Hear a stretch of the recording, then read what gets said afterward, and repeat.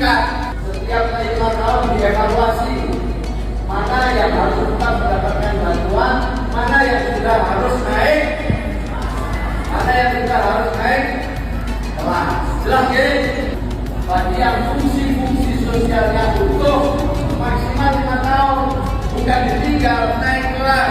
Programnya program pemberdayaan, bukan lagi program bansos. Supaya pendampingnya juga punya target, pendampingnya punya target, KPM-nya yang didampingi juga punya target, pemerintah juga punya target, dan target-target itu semua harus bisa dicapai secara bersama-sama. Sanggup di lapangan.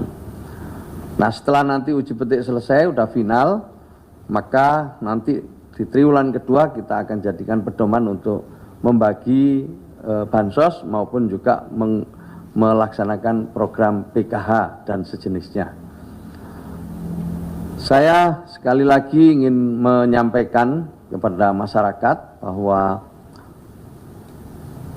harap maklum apabila pada kesempatan yang akan datang pada hari ini atau pada triwulan pertama ini mendapatkan bantuan, nanti kalau di triwulan kedua kemudian bisa jadi tidak mendapatkan bantuan. Dan bisa jadi yang selama ini tidak mendapatkan bantuan akan mendapatkan bantuan dari pemerintah. Jadi ini hal yang perlu kita sosialisasikan terus. Kemudian yang juga nanti baru adalah setiap 3 bulan data ini akan dilakukan pemutakhiran. Dan untuk itu bisa jadi penerima bansos itu tidak akan terus-menerus, ya.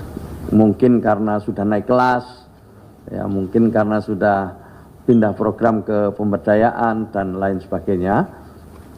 Maka salah satu hasil pertemuan tadi yang dengan Pak Menko Pemberdayaan Masyarakat adalah untuk melakukan perencanaan ke depan, bagaimana program pemberdayaan itu nanti bisa ditindaklanjuti oleh kementerian dan lembaga lain yang sesuai dengan kebutuhan keluarga penerima manfaat tersebut. Misalnya mereka punya usaha dan usahanya masuk kecil menengah bisa ke UMKM. Kalau dia punya usahanya di bidang industri kreatif bisa ikut ke Kementerian Ekonomi Kreatif. Kalau dia bergerak di dunia koperasi nanti bisa ditindaklanjuti oleh Kementerian Koperasi dan begitu seterusnya. Kalau mereka tidak usaha, pinginnya bekerja, maka bisa jadi nanti kita bekerja dengan Kementerian Tenaga Kerja dan kementerian-kementerian lain yang punya program untuk peningkatan kapasitas keterampilan dari mereka yang selama ini menjadi penerima manfaat dari Kementerian Sosial.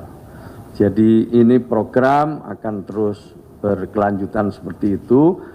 Dan sebagaimana yang disampaikan oleh Pak Menko, kita punya target-target untuk menurunkan kemiskinan sesuai dengan arahan dari Presiden. 0% paling lambat untuk kemiskinan ekstrim di tahun 2026, dan pada saat nanti 2029 kemiskinan kita sudah turun di bawah 5%. Sekarang sudah 8,57. Inilah koordinasi terus dilakukan. Kali ini Pak Menko berada di Kementerian Sosial, pada pertemuan yang lain akan pindah ke kementerian-kementerian lain.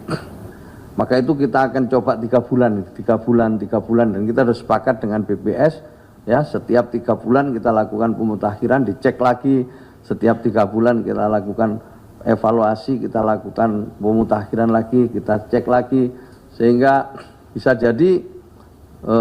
jadi nanti penerima manfaat atau keluarga penerima manfaat bisa tidak mendapatkan lagi pada triwulan-triwulan berikutnya. Jadi ini perlu disampaikan supaya nanti masyarakat tidak katakanlah bingung gitu. Kenapa saya dapat, kenapa kemarin nggak dapat, sekarang nggak dapat dan lain sebagainya. Mungkin karena datanya sudah tidak sesuai lagi. Nah, kalau ada yang protes bagaimana? Silakan, boleh untuk protes, untuk usul lewat cek bansos itu. Itu ada lagi terakhir, ya.